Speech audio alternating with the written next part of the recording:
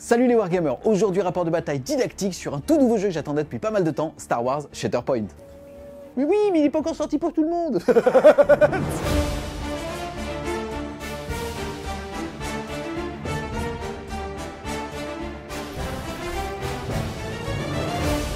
Salut les Wargamers, aujourd'hui rapport de bataille didactique pour vous présenter un tout nouveau jeu Star Wars Shatterpoint. On est ici sur un jeu format escarmouche dans l'univers bien évidemment de Star Wars, un jeu d'affrontement pour 2 joueurs où on va jouer entre 3 et 9 figurines. Une partie qui va durer entre 90 et 120 minutes va se jouer en ce qu'on appelle BO3 pour Best of 3, c'est-à-dire 3 manches dont 2 gagnantes. Dans la vidéo d'aujourd'hui, on va faire une seule manche avec tout le nécessaire de jeu qui se trouve dans la boîte de base. Pour jouer à Star Wars Shatterpoint, vous allez devoir assembler vos forces, qu'on appelle ici un groupe de combat, elles-mêmes constituées de 2 escouades. Ces mêmes escouades seront alors constituées de ce qu'on appelle une unité principale, c'est tout simplement un héros qui va vous dicter le nombre de points d'unité que vous allez pouvoir ramener avec lui, ainsi que le nombre de points de force que vous allez pouvoir utiliser pendant la partie. Et pour finir, dans chacune des escouades, vous allez devoir accompagner l'unité principale par une unité secondaire et une unité de soutien.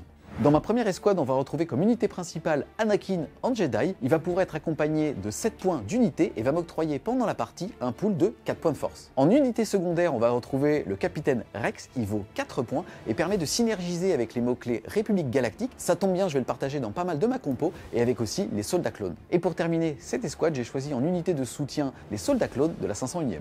Et pour commencer, dans ma deuxième escouade, on va retrouver comme unité principale la belle Ahsoka. Elle va me permettre d'être accompagnée de 8 points d'unité et elle va m'octroyer à mon pool de force 3 points qui, ajoutés à ceux d'Anakin, m'en donneront alors 7. En unité secondaire, on va retrouver Bo-Katan Kryze, qui est une Mandalorienne, qui coûte elle 4 points. Et pour terminer, je vais jouer comme unité de soutien des Mandaloriens du clan Kryze, qui coûte 4 points, ça fait donc 8, pile poil le pool d'Ahsoka. Moi, c'est Eltion, et dans ma première escouade de combat, mon unité principale sera le beau Dark Maul. Il me rajoute 8 points d'escouade et 3 points de force. Ma première unité secondaire sera Gar Saxon, c'est un sniper mandalorien.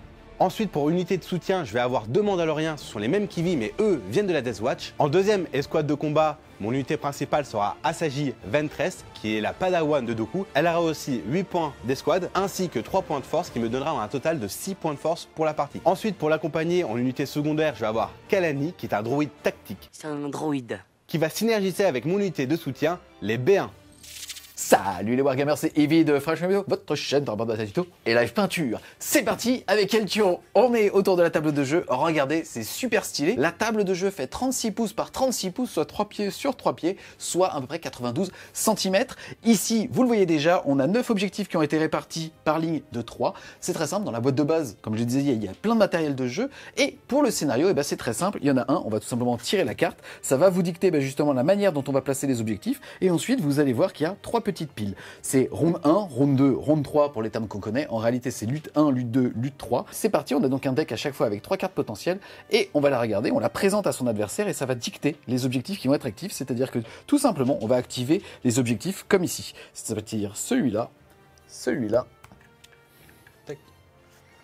Et tac. Comme je le disais aussi, ça va se jouer en BO3 pour Best of 3, c'est-à-dire 3 manches dont 2 gagnantes.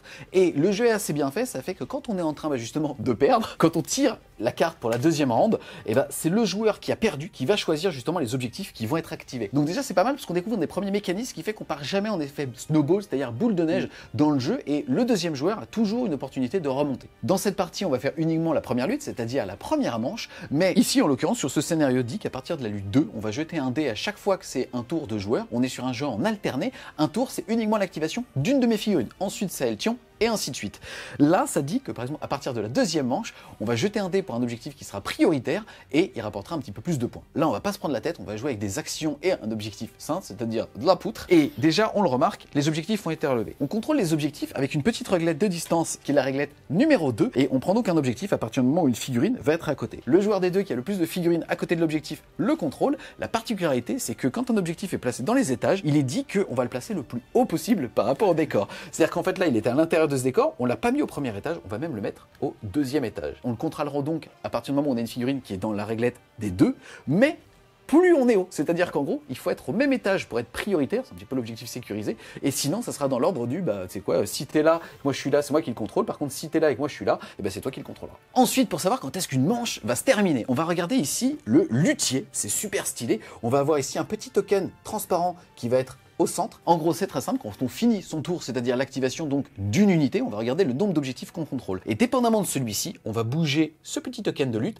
dans le sens de sa faction. Moi, je suis côté clair, tu es côté ombre. Ça veut dire que, admettons, moi, je contrôle 3 objectifs, je vais donc faire 1, 2, 3. Et pareil, à partir du moment où je vais blesser une de ces figurines, je vais pouvoir ajouter un petit pion impulsion de mon côté. Admettons, j'en ai blessé, j'en sais rien, 3, hop, hop, hop, et je marque 3 objectifs, je vais faire 1, 2. À partir du moment où le pion lutte va toucher le pion impulsion, c'est moi qui vais gagner la manche. Et donc, au début de la partie, on met le pion lutte au centre et chacun va mettre un pion impulsion sur le côté. Parce que sinon, ça voudrait dire qu'on ne peut pas toucher quelque chose pour gagner. Ouais, tout simplement, c'est ça.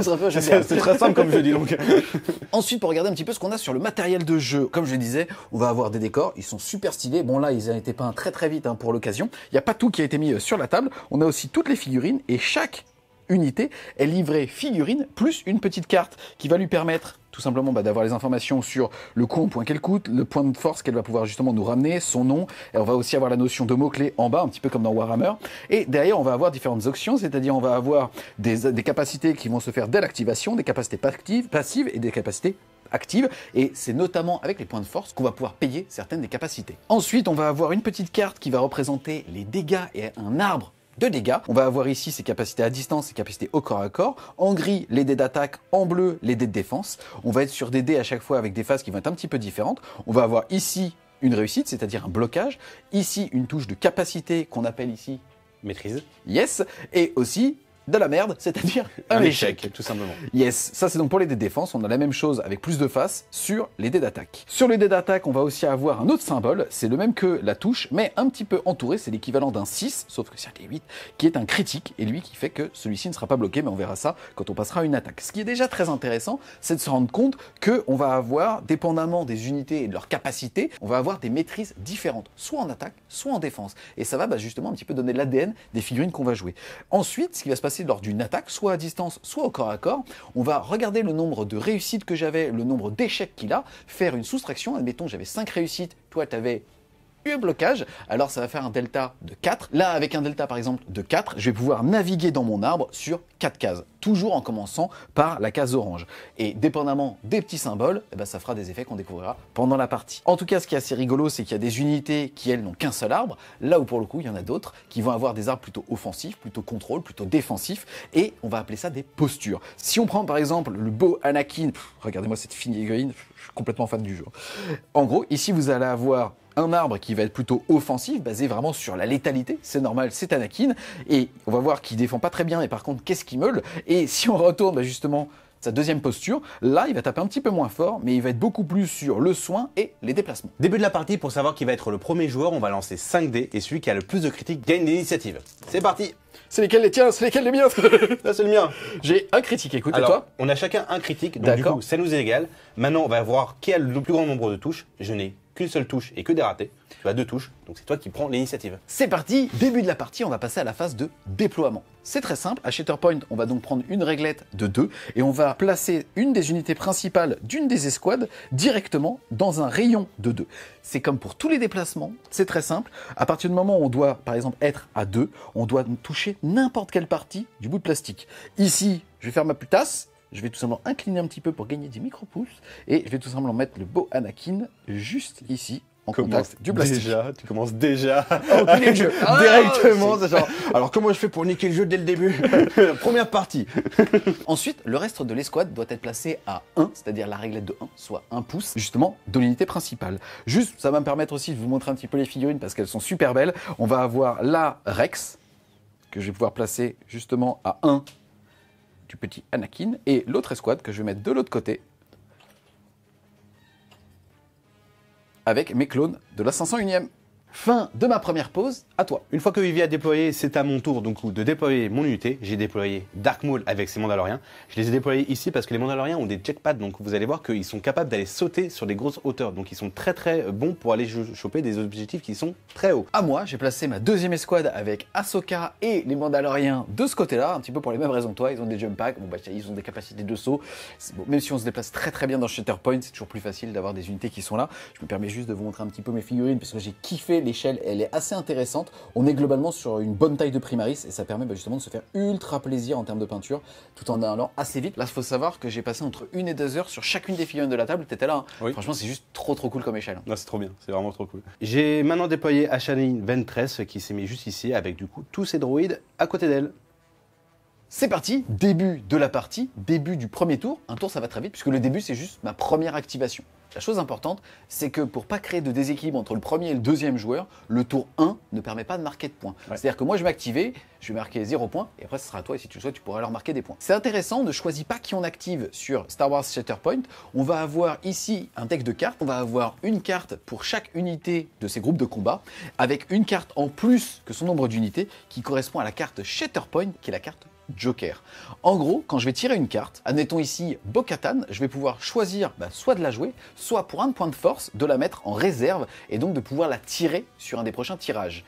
Et donc je tirerai une deuxième carte. Chaque unité ne peut être qu'activée qu'une seule fois, sauf justement grâce à la carte Shatterpoint, c'est-à-dire la carte Joker. À partir du moment où on a en alternance activé tout son deck, où les figurines sont mortes, et donc en tout cas que toutes les cartes du deck sont vivantes et ont été activées, on va tout simplement refaire sa main et aussi régénérer tous ses points de force. C'est parti donc, début du mon premier tour, on a chacun mélangé notre paquet de cartes. Ici vous pouvez voir que on a justement nos points de force qui sont mis là, face visible, c'est-à-dire quand ils sont en couleur, on a de la force, quand on les utilise, on les met là. Ça permet tout simplement un petit peu comme les points de commandement Warhammer 40 000 à son adversaire de voir justement quelle est cette ressource disponible de notre côté. À moi donc, je vais pouvoir tirer ma première carte et écoute, on va le voir, ça va être Bo-Katan que je vais activer. Ce qui est rigolo, c'est que sur sa carte ici, on voit qu'il y a un petit symbole jaune. Ce symbole, il est facultatif, il est juste pour m'indiquer que cette figurine peut faire une action au début de son activation. On va regarder ça ensemble. Bo-Katan, sa carte, elle est là, et on voit le même symbole ici. Et fierté des Mandalores, au début de l'activation de cette unité, choisissez un personnage mandalorien, vous voyez que c'était en gras, c'est comme un mot-clé. Donc ça veut aussi dire que si on le souhaite, on pourrait très bien utiliser dans sa compo, dans une autre escouade, des Mandaloriens, mais peut-être un petit peu rouges, mais que là il y aurait une capacité de synergie. Et donc ici, je vais choisir un autre personnage. Ce qui est assez intéressant, c'est quand on parle de la hiérarchie, on va avoir la notion d'escouade, c'est-à-dire de plusieurs unités, la notion à l'intérieur d'unités, on les a vu tout à l'heure avec secondaire et soutien, et à l'intérieur de ces unités, on va avoir un certain nombre de personnages. C'est-à-dire que personnage, c'est la hiérarchie la plus fine de la petite figurine individuelle. Là, en l'occurrence, je vais choisir une figurine mandalorien de ma compo, pas une de celle d'Eltion, pour pouvoir justement lui faire ce petit symbole de flèche, et ça veut dire un saut. C'est assez intéressant, dans Shatterpoint, quand on s'active, on a le droit à 2 actions. Ces actions sont les mouvements, ils sont un certain type qui vont permettre tout simplement de courir vite, de pouvoir aussi tout simplement foncer, c'est-à-dire courir un petit peu moins vite, mais s'accroupir et ainsi mieux défendre si on se fait attaquer. On va aussi pouvoir sauter. Pour les mouvements, on verra ça justement au moment où on les utilisera. Ensuite, on va aussi avoir comme action potentielle la concentration, c'est-à-dire lors de la même activation, si on fait une attaque derrière comme deuxième action par exemple, le fait de pouvoir jeter un dé d'attaque supplémentaire. On va aussi par exemple pouvoir utiliser certaines capacités de sa carte comme une action réelle. On va aussi pouvoir se soigner, c'est-à-dire tout simplement soit un ami retirer une blessure subie et aussi peut-être un pion d'effet néfaste. Et bien évidemment, on va pouvoir tataner, c'est-à-dire attaquer soit à distance, soit au corps à corps. C'est assez intéressant. À Shatterpoint, on va avoir différentes réglettes, c'est-à-dire réglette 3, réglette 4, réglette 5. En général, par exemple ça, les tirs des blasters tirent un petit peu près à cette distance. Et on est considéré comme étant à portée d'engagement, c'est-à-dire de corps à corps, à partir du moment où on est avec la réglette de 2 d'une autre figurine. Donc toujours dans mon tour 1, activation de Bo-Katan, je vais choisir une unité mandalorienne juste à côté, ici une unité du clan Kryze qui est là, et je vais faire un saut. Le saut utilise cette petite réglette, je vais tout simplement, comme pour un mouvement standard tout à l'heure, ce que j'expliquais, faire toucher le bout de plastique ici, je peux pivoter et ainsi de suite là, et ma figurine peut faire un mouvement qui correspond au fait de toucher le plastique n'importe où. Ça peut être au-dessus, en dessous, mais tout simplement pas plus que le plastique. Là, en l'occurrence, c'est un saut. Ça veut dire que je peux escalader, tout simplement, ignorer la distance verticale pour pouvoir tout simplement, hop là, mettre la figurine de cette escouade juste ici. Vous l'aurez compris, ça c'est pas une action, c'est une capacité en début d'activation. On continue, là j'ai fait aucune des 2 actions et on voit que là par exemple j'ai une capacité active. On a les capacités actives, inactives, on ne peut faire qu'une seule capacité par activation, donc c'est assez intéressant parce que si par exemple on a une capacité réactive, c'est-à-dire je suis un Jedi, j'ai un sabre laser, il me tire dessus, lors de son activation, je vais faire par son activation une capacité réactive. Et donc s'il me tire plusieurs fois lors de sa même activation, je pourrais le faire qu'une fois. Là, ici, on regarde, c'est donc une capacité active qui coûte un petit point de force ici et qui permet à chaque personnage de cette unité peut sauter. Eh bien écoutez, c'est très bien. Je vais utiliser un point de force, j'en avais 7, il m'en restera donc 6. Je vais tout simplement, hop, le désactiver. Et derrière, je vais utiliser la même réglette de mouvement pour pouvoir tout simplement bouger Bo-Katan. Bo-Katan, elle est là. Là, c'est un saut, donc je vais ignorer la distance, encore une fois, verticale, mais vous voyez aussi qu'il y a des échelles, puisque tout le monde ne peut pas sauter, ou en tout cas tout le monde ne vole pas.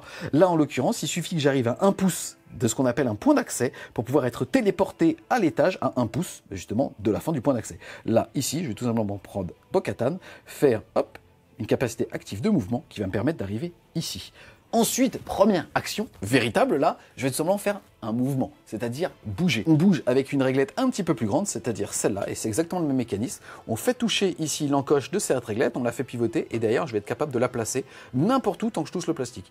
Ici, en l'occurrence, je vais me mettre juste ici, à côté de l'objectif. Je suis bien à portée de celui-ci si on regarde par rapport à la hauteur, mais encore une fois, si quelqu'un se met au-dessus, à la même hauteur, c'est pour ça qu'on a mis tous les deux en Mandalorian, alors il sera prioritaire pour le prendre. Première action réalisée. La deuxième action que je vais faire, c'est tout simplement me mettre à couvert. C'est-à-dire que je vais être capable de bouger de 1 pouce et surtout prendre un petit pion couvert. Écoute, je vais rester là, j'ai un petit peu peur de Dark Maul qui est juste en face quand même. Donc moi, je vais rester là et derrière, je vais avoir ce petit pion-là. Ça veut dire qu'à la prochaine attaque qu'il me fera, au moment où je vais regarder le nombre de dés que j'aurai pour me défendre, je vais pouvoir en additionner un. C'est parti, mes deux actions sont faites. C'est donc théoriquement la fin de mon tour. On va regarder au niveau des objectifs lesquels je vais contrôler. Attention, dérogation, lors du premier tour de jeu, on ne marque pas de points. Par contre, on peut contrôler les objectifs. On va donc utiliser la petite réglette numéro 2, qui fait 3 pouces pour information, mais c'est la réglette 2, pour savoir justement à portée de combien d'objectifs je suis. Ici, en l'occurrence, je vais en avoir 1 et je vais en avoir 2. Théoriquement, si c'était un tour normal, je ferais bouger tout simplement le pion lutte de 1, 2 vers mon côté. Là, je vais marquer 0 puisque c'est le tour 1. Par contre, je vais quand même pouvoir flaguer les objectifs. Je suis le joueur du bien, je vais donc hop, flaguer celui-là et flaguer celui-là.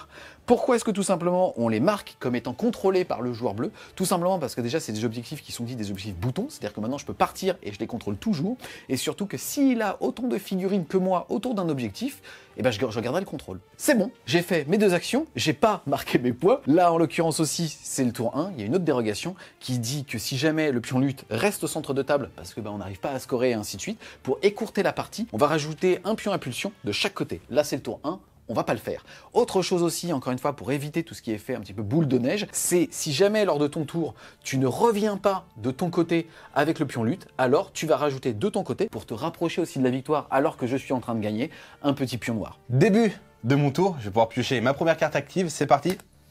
Ça va être les B1. Alors les B1, ils ont une petite particularité. Ils sont cons. Ils sont complètement cons. Non mais ils ont que du nez. Ne tirez pas, je ne suis pas le commandant, c'est lui qui commande. Forcément, là, c'est moi qui commande.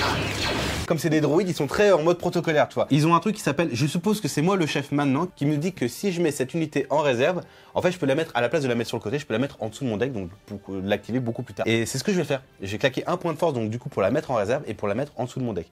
Pourquoi je fais ça? C'est parce que les bains, vous allez voir plus tard, sont des exécutifs et pas des exécutants. Donc du coup, comme toi. Ouais, t'as vu? Salaud. Et du coup, ils ont besoin d'être buffés avant d'être activés. Là, ils sont trop loin, donc ils vont pas être très utiles maintenant. Donc du coup, je préfère les avoir pour plus tard. Donc je vais pouvoir placer mon unité sous mon deck, m'enlever un petit point de force et retirer une carte. Et du coup, je vais avoir Gar Saxon, donc c'est exactement ton Bo-Katan à toi, on a exactement la même unité. Avant de la déplacer, en tout cas de l'activer, est-ce que tu peux nous la montrer s'il te plaît, parce que c'est trop cool. Je te la montre un peu, hop. Il a un petit côté Peaky Blender. Je sais pas, mais en tout cas, regardez ce visage, quoi. J'ai tellement kiffé le peindre, c'est un truc de ouf. On se rappelle que comme il vit, il a un petit symbole activation, donc ça veut dire qu'il a déjà une capacité à activer avant même que je l'active. Et en fait, ça va être exactement la même capacité que Eevee. Donc c'est parti, je vais choisir aussi une unité mandalorienne à côté de moi et je vais pouvoir la faire sauter, donc du coup utiliser la petite réglette de mouvement pour pouvoir déplacer une unité. Donc j'ai déplacé ce petit bonhomme qui va tout simplement se mettre sur le pion d'objectif. Touc. Donc du coup, pour commencer, je vais faire un saut, c'est comme celui d'Eevee, ça veut dire que ça va me coûter un point de force, c'est le jackpack tout simplement des Mandaloriens. Donc ça veut dire que pour un point de force, je vais pouvoir faire un petit saut, me mettre juste ici et pouvoir monter à 1 pouce à côté de mon bonhomme. Ensuite, pour première action, je vais faire un mouvement. C'est parti, je vais utiliser la grande réglette pour faire mon petit mouvement. Donc je me mets ici et je fais comme ça. Tac.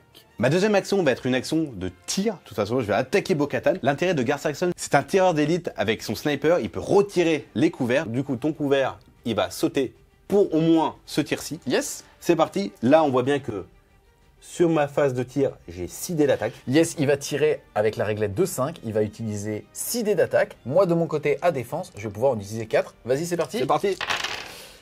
Ouh, c'est pas mal. Pour mon résultat qui est pas si mal, je vais avoir 2 critiques, une touche et 2 effets de maîtrise. Alors les effets de maîtrise, on va regarder dans l'arme ce qu'ils vont faire. Donc là j'en ai 2. Ça veut dire que je vais rajouter une critique en plus. Tac. Et en même temps je vais te pousser d'1 pouce. Ça, c'est un effet, c'est en plus des dégâts et ainsi de suite. Donc, on le verra tout à l'heure, mais tu vas pouvoir me pousser d'1 pouce à l'opposé de toi. Moi, de mon côté, si on regarde justement la belle Bo-Katan ici en défense à distance, je vais jeter 4 dés.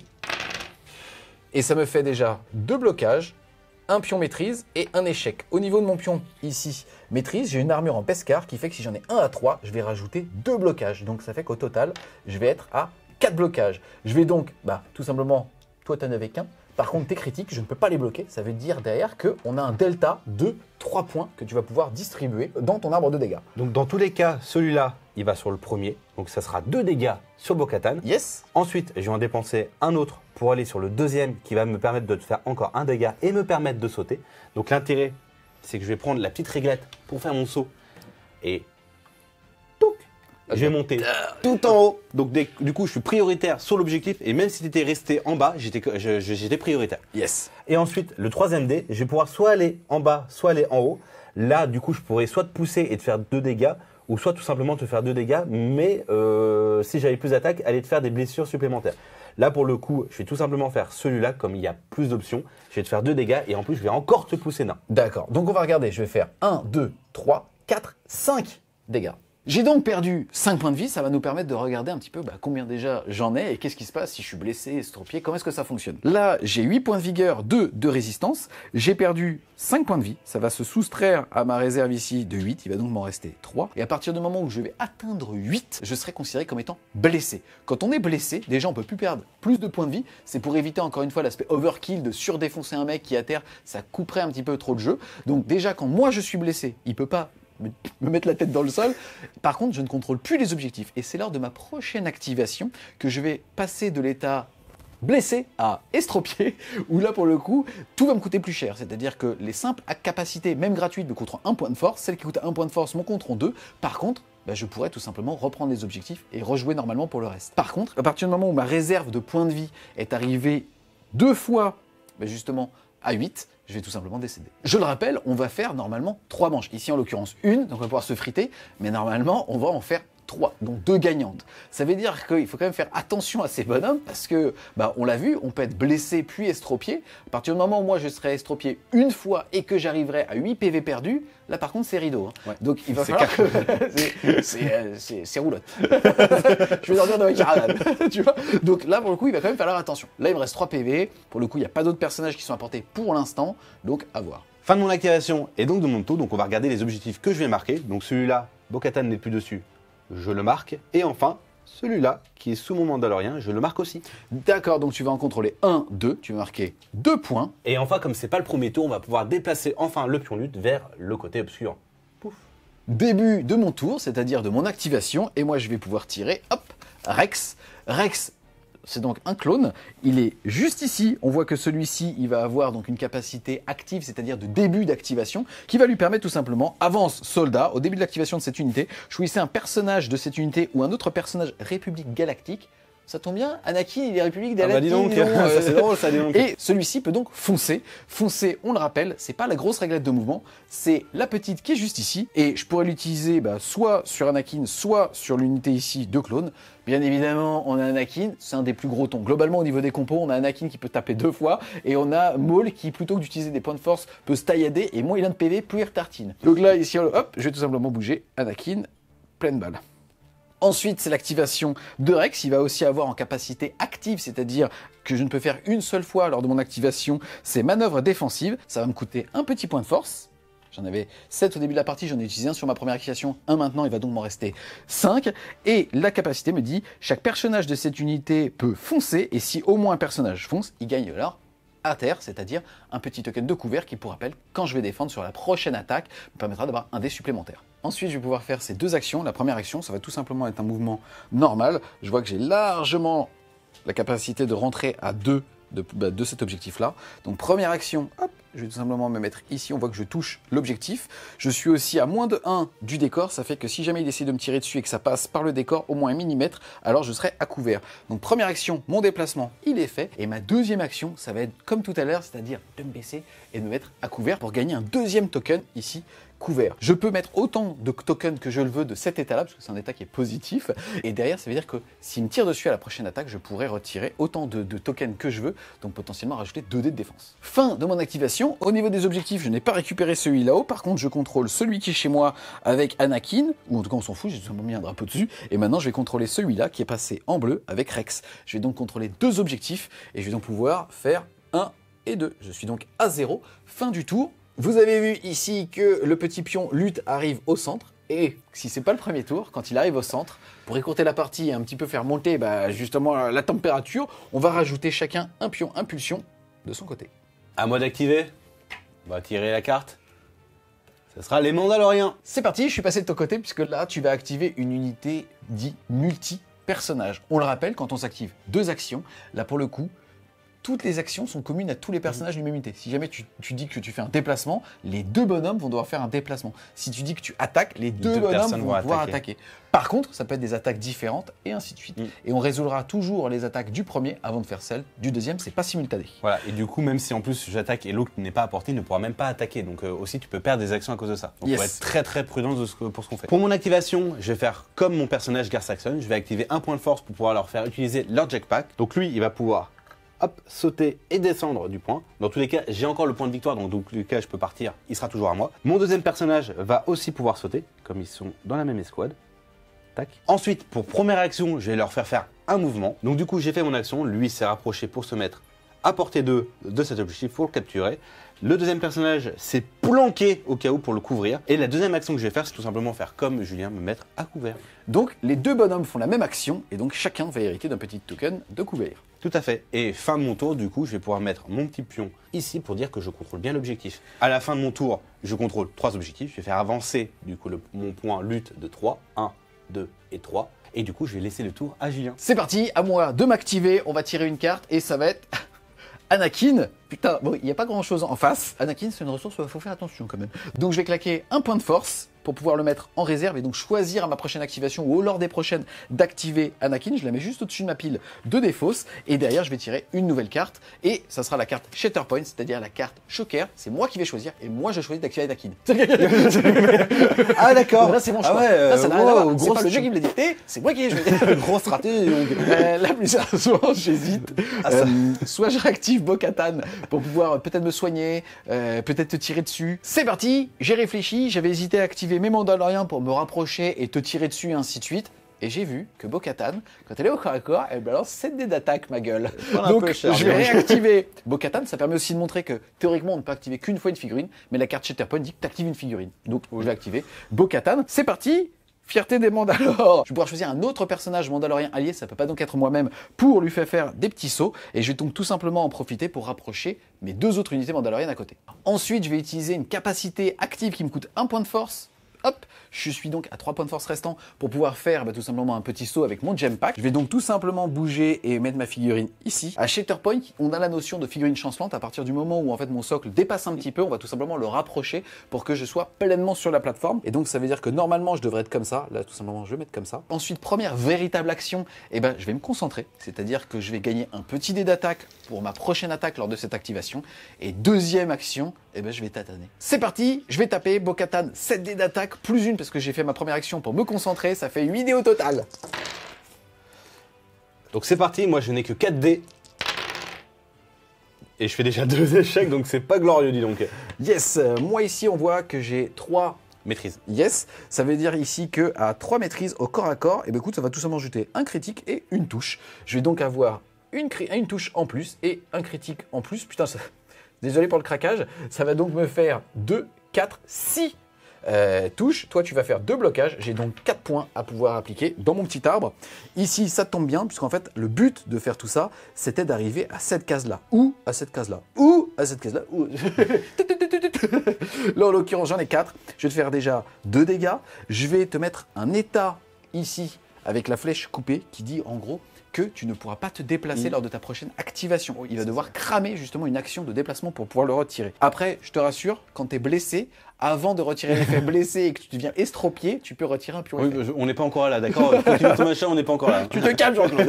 C'est bon, ça suffit. Donc moi, en tout Tu t'as cas, envoyé Darkmoon dans la gueule, tu vas arrêter de faire chier. Hein. écoute, je vais faire 2 dégâts. Ici, je vais t'empêcher de bouger. On est à 3 dégâts, 4, 5 dégâts. Et derrière, je vais te repousser, donc ici, d'1 pouce pour te faire un 6e point de dégâts. Donc du coup, j'ai pris 6 dégâts, il me restera 4 PV avec Garsaxon. Fin de mon activation. Ici, déjà, je suis plus haut que toi. Je suis à la même hauteur que l'objectif. Et en plus, on était 2 à le contrôler. Ça fait, hop là, que je vais tout simplement contrôler cet objectif. J'en contrôle 1, 2 et 3. Je vais donc marquer 3 points au niveau de la lutte. 1, 2 et 3. On revient au centre. Et derrière, ça veut dire qu'il faut qu'on rajoute des petits pions. Ah, ça se rapproche. À moi de tirer une carte. Et je vais avoir la carte Shatterpoint.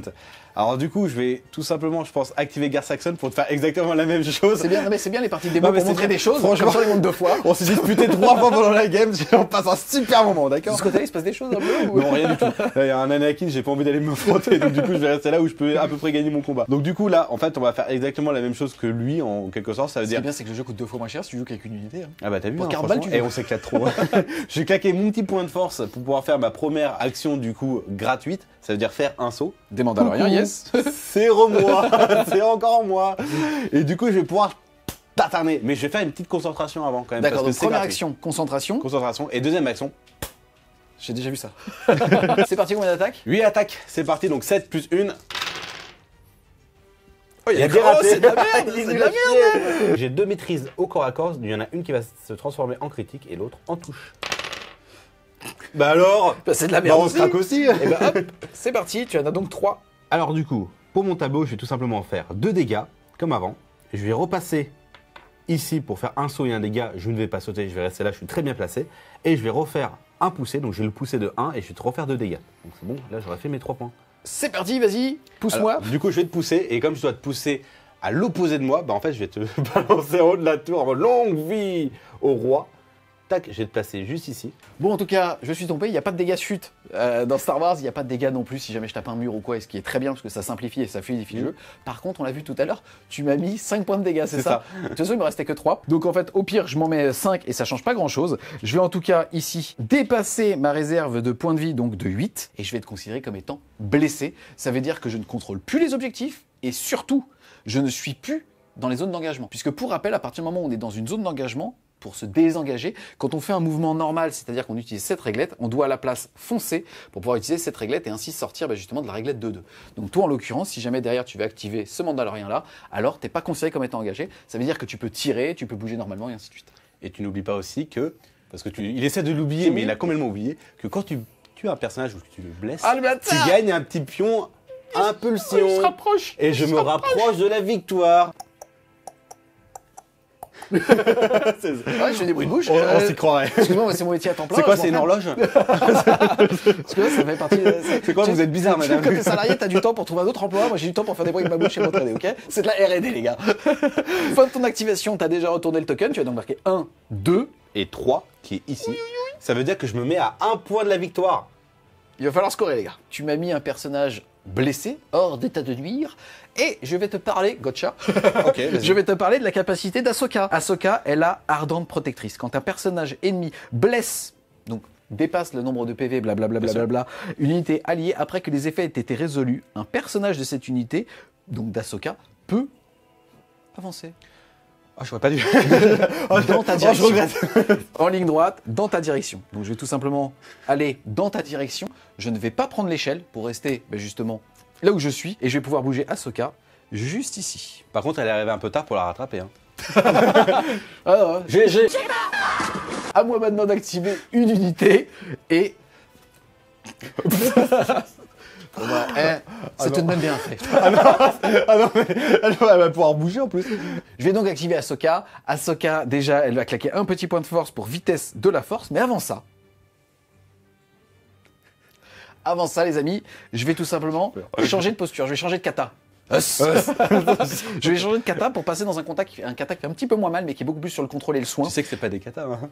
Mais si, laisse-moi tranquille. Tu vas perdre ta licence, Jean-Claude. T'as dit quoi?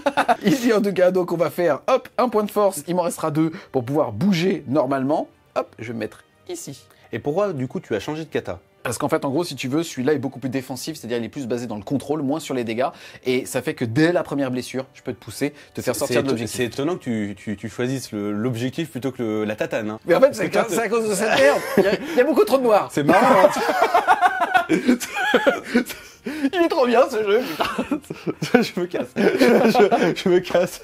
Là, c'était la goutte de trop. C'est bon. C'est parti, ici. Là, je vais tout simplement encore avoir à faire mes 2 actions. La première action, ça va être de pouvoir justement me concentrer, c'est-à-dire gagner 1 dé supplémentaire à ma prochaine attaque. Par contre, on voit que justement, sur cet arbre-là, Ahsoka, elle a moins d'attaque. Donc elle va passer de 6 seulement à 7 versus 7 à 8. Mais c'est surtout ces petits effets qui vont changer. C'est parti! Ici, moi, on voit qu'à partir du moment où j'ai 1 maîtrise, je rajoute 2 touches supplémentaires. Ça tombe bien parce que j'avais pas fait un beau dé. Et ça va donc m'en faire 5 au total. Moi, j'avais une maîtrise du coup avec ma défense qui me se transforme en un blocage. Eh ben écoute, ben, ça c'est tombe pas mal, bien. hein. Il y en a une, ça va me permettre de te faire 1 point de dégâts et de te pousser. C'est pile poil ce qu'il fallait. Putain, elle a rebondi la Aïe. garce. C'est parti, on va te repousser de 1. Donc on repousse hop, à 1. Donc Hop, nickel. comme ça. Et c'est surtout plus dans l'objectif. Fin de mon activation, je vais pouvoir récupérer celui-là. Donc ça fait qu'en bougeant de 3, on va faire 1, 2 et 3. Il est à 0. On va donc chacun rajouter un petit pion noir. À moi d'activer, c'est parti. Je vais piocher. Allez, tac. Et ça va être Asashi Ventress. Pour commencer, je vais utiliser une de ses capacités actives qui va être sa dextérité datonienne. Donc en fait, en gros, elle va pouvoir faire un saut de la force. Mais comme elle est ultra agile et ultra professionnelle dans ce qu'elle fait, elle va, au lieu d'en faire un seul, elle va en faire 2 à la fois. Donc elle va faire un oup. Ouh. Ça coûte combien de T'as vu, force? C'est pas mal. Et ça a 1 de force. C'est pas mal. Donc ça c'est cool. Elle va faire son premier saut, donc du coup passer au-dessus de mon droïde. Donc là mon droïde il vient de voir la tour Eiffel. Je vois Londres, je vois la tour Eiffel. Et le deuxième saut, touc, qu'elle va faire comme ça. Ensuite tout simplement je vais faire un mouvement, Donc première action. première action, et je vais venir comme Rex me planquer. Je peux quand même attaquer, donc je vais utiliser ma posture du coup, le Makashi Giri. C'était nul. Juste Makashi. C'était nul. Allez, c'est parti. Et bah c'est pas mal. Ça te fait du coup 3, 4 touches, une ratée et 2 maîtrises. Et les maîtrises, moi, avec mes sabres jumeaux, je les transforme en critiques. Tac tac. Écoute, moi, ici, avec mon armure de clone de phase 2, je vais tout simplement le transformer en blocage et donc 4 blocages. Donc tu pars toutes les touches, mais tu ne pars pas les 2 critiques. Yes, on rappelle ici que j'étais à couvert 2, plus le couvert de base, mais ça marche qu'au tir. Tout à fait. Et du coup, là, on va regarder sur ma petite case. Donc déjà, je vais utiliser ma première pour faire celle-là. Donc tu vas prendre un dégât et en même temps, je pourrais me soigner. Mais là, elle n'a pas besoin, elle est full point de vie. Yes, en gros, ce petit symbole signifie que tu peux retirer un effet néfaste et ou te retirer un point de blessure. Donc là, pas la peine. Et donc du coup, je vais descendre parce que je vais pouvoir te repousser Yes, ou vers où? vers là. Ok, nickel. Vers Anakin, je te renvoie dans les bras d'Anakin. Et je te fais encore 2 dégâts. Donc là, en tout, tu vas prendre en tout 3 dégâts. Yes, écoute, Rex, il a 9 PV au total, il va donc lui en rester 6. Donc, fin de mon activation. Je récupère ce point. Je pensais pas vraiment le récupérer, mais c'est cool. Et du coup, à la fin de mon activation, je marque 3 points de victoire en tout. Donc c'est parti. Je me rapproche, comme toujours, de la victoire. Je l'atteins, je la vois. Je suis surtout rapproché d'Anakin. Ouais, mais ça c'est un truc qui... Voilà, je pense qu'elle va essayer de tanker un peu. On va voir ce qu'elle fait. C'est parti, à moi de m'activer, c'est chaud, il est à 1 point, soit justement quand il va blesser une figurine pour marquer un petit token noir, soit à 1 point d'objectif, donc il faut que je me sorte les doigts, c'est super intéressant. Si on met pause, si on met pouce, j'ai plusieurs choix. Je rappelle, en réserve, j'ai Anakin, c'est-à-dire qu'Anakin, je sais que je peux l'activer, je pense, sans trop de problème, que il va pouvoir tout simplement faire un mouvement normal, arriver au contact d'Ashan Ventress pour pouvoir justement sur sa deuxième action tataner. Anakin, en plus de ça, là il me reste 2 points de force, et c'est plutôt pas mal parce que justement 2 points de force ça lui permet de taper 2 fois, c'est le seul personnage qui peut le faire, c'est un ton absolu et donc potentiellement de te la blesser et de récupérer l'objectif. Ça veut donc dire remarquer 3 plus un pion noir, ça me fait pas gagner mais ça me met bien. Par contre à ce partir de là, toi tu seras seulement à 2 points de la victoire parce que si jamais je mets 3, on revient ici, on remet un token noir et là c'est chaud. Ou alors, le plus malin, ça serait d'arriver à activer les squads de Mandalorian qui n'a pas encore été activé et de finir ce petit gars là, puisque lui il a perdu déjà 6 PV, Ouais. donc il lui en reste encore 3 et 1 pion pour blesser. En plus de ça il tomberait, là l'aine dans sa main, on le sait, il a déjà claqué sa carte Shatterpoint et il a déjà activé cette unité. Ça veut dire que normalement, jusqu'à ce qu'il ait fini d'activer toutes ces unités pour refaire sa main, cet objectif il est tranquille. Après attention, il y a Dark Maul qui est quand même assez loin, Il est mais assez vénère. vu que je vais pouvoir mettre 2 bonhommes dessus, Au pire, tu m'en repousseras un et ainsi de suite, tu devrais pas être capable de reprendre l'objectif. Ouais, mais c'est molle. Hein. Mais le problème, c'est que là, au niveau de ma main, j'ai encore 2 cartes à jouer. Soit les Mandaloriens, soit les clones. Et les clones, eux, me permettraient pas de marquer de points. Donc c'est super intéressant parce qu'il y a un côté aléatoire qu'on peut un petit peu contrebalancer avec de la force et donc avec la notion de carte en réserve. Mais là, j'ai une chance sur 2 de l'avoir dans le cul. Donc, bah, normalement, je serai joueur. Là, je vais quand même là, je vais activer Anakin parce que c'est une partie où il faut montrer un petit peu les choses et je vais montrer donc Anakin. Donc c'est parti, j'utilise ma carte en réserve, je la mets sur ma pile d'activation et je vais activer Anakin. Tu veux quand même regarder Ouais, allez, c'est fun. Bah, tu vois. Ah, tu vois, Ouais. tu vois, voilà, voilà. Comme quoi. C'est parti, en tout cas, j'active Anakin. Première action. Bah déjà, avant son activation, il va rester dans ce kata. C'est un kata d'attaque. Et en plus de ça, il peut pusher à partir du moment où il va avoir 4 blessures. T'as combien de dés de défense avec elle? Alors du coup, elle se défend assez bien, elle a 6 dés de défense, et en plus, à chaque fois que tu feras un échec en défense, bah, tu prendras 2 dégâts. Alors c'est intéressant, c'est par activation, puisque c'est une capacité passive. Ouais. Donc t'as le droit de le faire qu'une seule fois. Or, on le verra, je risque de m'activer 2 fois, tu pourras pas le faire la deuxième fois. C'est ça. Si t'es vivante.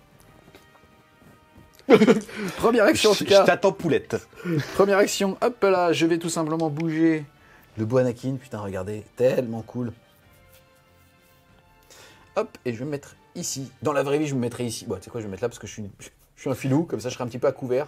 On verra d'où tu me tires dessus. Et je suis bien à portée 2, je vais pouvoir te tataner. Deuxième action, je vais tataner. Je jette 8 dés d'attaque. Il est beaucoup trop chaud. Ah, j'ai quand même 3 échecs. Alors, j'ai 3 échecs, donc déjà, est-ce que tu souhaites tout à l'heure utiliser ta capacité que tu peux faire qu'une seule fois par activation? Ah bah tout à fait, hein, Donc tu mettras prends 2 blessures deux après. dégâts dans tous les cas. En tout cas, ici, moi, j'ai 3 réussis et j'ai 2 capacités. Quand on regarde ici au sabre laser, 2 capacités, ça me fait 2 critiques en plus. Donc je suis à 5 au total, là. Allez, c'est parti, 23. Ouh, j'ai 3 ratés, j'ai que 2 défenses et une maîtrise qui va se transformer en défense. Donc en gros, je vais parer tes 3 premières attaques, mais D'accord. par contre, je vais quand même me prendre tes 2 critiques dans la bouche. D'accord, donc j'ai 2 blessures que je vais pouvoir faire. La première, c'est 3 dégâts flat. Ah La oui. deuxième, c'est 2 dégâts supplémentaires. Tu vas donc en prendre 5 au total. Ah oui, donc là, elle a perdu plus de la moitié de ses points de vie. Ok. Là maintenant, j'ai fini mes 2 actions, mais Anakin, je vais mettre un terme à tout ça pour 2 points de force. Après qu'il ait tapé, si la fille est toujours à portée, il peut retaper. T'as encore envie? Dis-moi, tu bouges J'ai quand encore. même noté, Ventress, c'est une vraie plaie à affronter, puisque par exemple, s'il avait eu 4 pions de capacité, en fait, il pouvait non seulement bloquer, en plus, il pouvait se barrer avec un saut. Ouais. Et donc, aller voler un objectif à l'étage, enfin, franchement, elle est vraiment ultra cool. Et puis, elle a une branche défensive aussi qui est assez intéressante. Là, c'est parti, j'utilise mes 2 pions de force, et je vais retaper avec 8, parce que ça fait plaisir, tout simplement. Ça fait plaisir. Et c'est parti, je vais lui dégâts.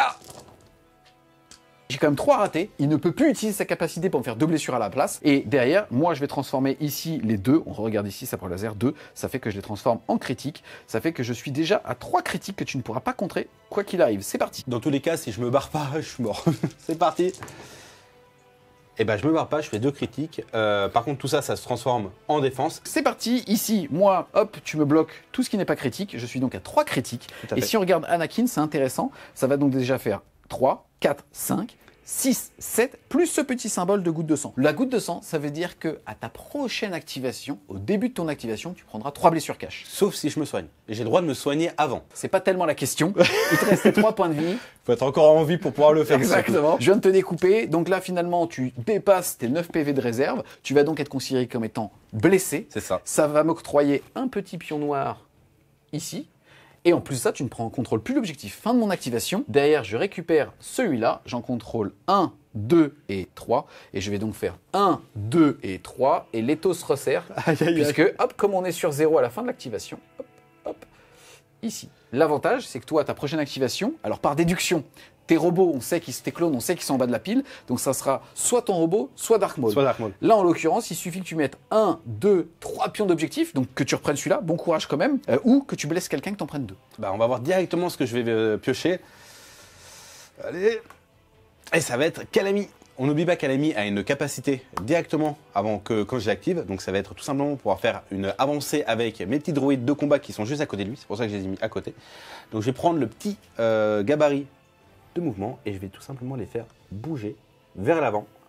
Calami, il est extrêmement intéressant parce qu'en fait, l'intérêt, c'est que son protocole qui lui permet de faire bouger des escouades de combat, il le fait sur toutes les droïdes de combat alliés. Ça veut En dire soutien. que même les soutiens des autres escouades vont pouvoir bouger. Dans un groupe de combat essentiellement droïde, il est exceptionnel. Donc là, du coup, il est très fort parce qu'il fait quand même bouger les droïdes. En plus, on l'a pas dit, mais on le verra, Il va aussi donner plus une attaque aux droïdes qui sont à côté de lui. Donc c'est un véritable buffer. Lui-même n'est pas très puissant. Ça veut dire qu'il se prend un Anakin dans la figure. Je pense qu'il tient moins de l'électresse. Mais en tout cas, c'est un très très bon Tu veux dire contrôleur. une activation. Pas besoin de plus. Du coup, avec Alami, j'ai juste fait un mouvement pour me rapprocher et pour pouvoir préparer le prochain tour avec mes petits droïdes de combat. Mais là, pour l'instant, je vais tirer sur Anakin. Yes, il tire à combien? Il tire à 5 de portée. Bon, Donc, il est du coup, largement je suis le petit à gars. portée. Je prends mon blaster. Piou. Alors fais attention, parce Oula. que je te le dis avant, Anakin gratuitement, il a une déflexion qui fait que si tu rates, je vais pouvoir te renvoyer un coup dans la gueule. C'est un droïde. Il survivra. Et est-ce que t'as raté? Eh oui, en plus il y en a un. Oh merde. Ouais. Je retire tout ce que j'ai dit. Du coup, Kalami, il a fait 2 maîtrises, donc on voit que quand je fais 2 maîtrises ou plus, bah, ça se transforme en un critique, Et 2 touches. une touche et encore une touche. Ah, mais il est fort, Pépère. Putain, il sature en Ah, mais fait. il sature bien comme il faut. Alors là, c'est intéressant. Regardez, alors on va un petit peu pousser Mémé dans les orties, vraiment pour respecter les règles. Je suis à moins de 1 du décor Ouais. et j'ai une partie de mon socle qui passe derrière le décor. Ouais. Les règles sont très simples, encore une fois, on n'est pas sur des règles pétées, tout ça. Ouais, Ça ouais. va tout simplement me permettre d'être à couvert et de rajouter un dé de défense, ce qui est pas énorme. C'est parti, Anakin, lui, de son côté, il défend à distance avec uniquement 5 dés. Ça va donc m'en faire 5 plus 1 à couvert, ça va donc m'en faire 6. Derrière, j'ai 3 effets de capacité qui fait qu'en forme offensive, à 3 effets, je vais te passer un de tes critiques en touche de base Ok, bah ça c'est fait. et je vais rajouter 2 blocages. Donc du coup, tu es à 3 blocages en tout. Exactement. On va pouvoir faire les jets de dégâts, donc j'ai eu 4 réussites. Alors, on fait le premier, qui est ici. Je vais Donc, prendre c'est déjà 2 blessures cash. 2 dégâts. Ensuite, on va faire un dégât et un repoussé. Donc là, du coup, tu vas prendre un pouce, voilà, et tu vas te repousser. Donc là, tu ne peux pas aller sur Rex, bien sûr, donc je vais te faire aller ici. Yes. Ensuite, je vais pouvoir utiliser ma capacité active avec celui-là. Donc en fait, tout simplement, je vais pouvoir dire à mes droïdes, comme ma capacité active, c'est le réseau tactique. Donc j'envoie un réseau numérique sur mes droïdes qui vont le regarder, ils vont faire « Ah, Roger, Roger !» et qui vont avancer juste ici. Yes. Tac. On a déjà vérifié, quoi qu'il arrive, t'es pas à 2 de cet objectif-là. Dans tous les cas, je n'étais pas à 2. Par contre, le prochain, là, on voit que j'ai 3 choix. Soit je décide de te briser ta défense, ça veut dire que tous les dés de maîtrise que tu auras en défense, tu ne pourras plus les utiliser. Sur uniquement la prochaine attaque, Voilà. mais c'est vachement important. C'est très important, c'est très fort. Soit te briser ton arme, ça veut dire que la même maîtrise sur les armes, tu ne pourras pas l'utiliser. Je pourrais tirer, mais les maîtrises ne Voilà. prendront pas. Donc c'est ça que ça peut être très intéressant. Vu que tu n'as pas d'arme, ça ne sert pas à grand chose. Et enfin, ce petit symbole-là, c'est le repositionnement. Je peux tout simplement me permettre de refaire un mouvement normal avec l'ennemi. Je vais décider de foncer et de récupérer ce point. Aïe. Donc là, le truc, c'est que ça va mettre fin à notre partie. À la lutte. Parce que, de toute façon, je vais prendre ce point-là. Je vais en prendre 1, 2 que j'ai toujours ici et 3 que j'ai toujours là. Exactement. Et ça va faire 1, 2. Et là, tu chevauches et tu remportes donc la première ronde.